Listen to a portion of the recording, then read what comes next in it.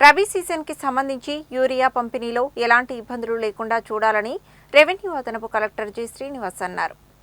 రైతులు అనవసరంగా ఎక్కువ మొత్తంలో యూరియా వాడితే భూమి సారవంతం కోల్పోయి దిగుబడి తగ్గే అవకాశాలు ఉన్నాయని, ఈ విషయం రైతులకు అవగాహన కల్పించాలని అన్నారు.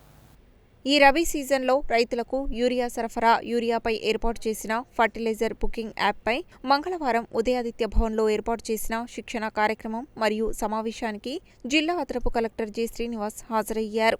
జిల్లాలో యూరియాకు ఎలాంటి కొరత లేదని, రైతులు ఎలాంటి ఆందోళన చెందాల్సిన అవసరం లేదని ఆయన అన్నారు. యూరియా కోసం రైతులు గతంలో లాగా క్యూలైన్లలో నిలబడాల్సిన అవసరం లేదని, ప్రభుత్వం తీసుకువచ్చిన ఫర్టిలైజర్ బుకింగ్ యాప్ రైతులకు ఎంతో సౌకర్యంగా ఉందని తెలిపారు. ఈ యాప్ ద్వారా కూర్చున్న చోటు నుండే ఏ షాపులో ఎంత యూరియా అందుబాటులో ఉందో తెలుసుకోవచ్చని, అంతేకాక ఏ డీలర్ వద్ద ఎంత స్టాక్ ఉందో వెంటనే తెలిసిపోతుందని అన్నారు. ప్రభుత్వం ఏర్పాటు చేసిన ఫెర్టిలైజర్ బుకింగ్ యాప్ వల్ల యూరియా క్రమబద్ధీకరణ సైతం చేసుకోవచ్చని, అలాగే ఏ పంటకు ఎంత యూరియా వేయాలో కూడా యాప్లో అందుబాటులో ఉందని, నల్గొండ జిల్లాలో ఫర్టిలైజర్ బుకింగ్ యాప్ విజయవంతంగా నిర్వహిస్తున్నప్పటికీ ఈ యాప్పై ఇంకా విస్తృత ప్రచారం చేయాలని చెప్పారు. రైతులు అనవసరంగా ఎక్కువ మొత్తంలో యూరియా వాడితే భూమి సారవంతం కోల్పోయి దిగుబడి తగ్గే అవకాశాలు ఉన్నాయని, ఈ విషయంపై రైతులకు అవగాహన కల్పించాలని అన్నారు. జిల్లాలో యూరియా పంపిణీని ఎప్పటికప్పుడు జిల్లా కలెక్టర్ స్థాయిలో పర్యవేక్షించడం జరుగుతున్నదని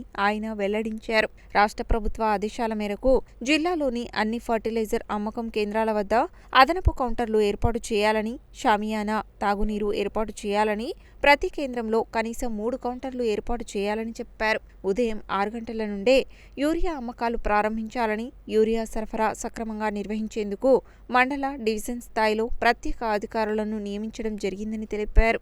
డీలర్ రైతులు యాప్ ద్వారా బుక్ చేసుకున్న ఐడి నెంబర్ ఆధారంగా యూరియాను పంపిణీ చేయాలని, ఒకవేళ ఎవరైనా రైతులు యాప్లో బుక్ చేసుకోకుండా నేరుగా ఫర్టిలైజర్ కేంద్రానికి వచ్చినట్లయితే రైతులకు సహకరించి యాప్లో బుక్ చేసుకునే విధంగా చూడాలని అన్నారు. యూరియాను బ్లాక్ మార్కెటింగ్ చేయవద్దని, అవసరం ఉన్నంత మేరకే యూరియాను ఇవ్వాలని, ఇతర వినియోగాలకు యూరియా వాడినట్లు తెలిస్తే కఠిన చర్యలు తీసుకోవడం జరుగుతుందని, యూరియా కోసం రైతులు క్యూలైన్లలో ఉండకుండా చూసుకోవాలని ఆదేశించారు.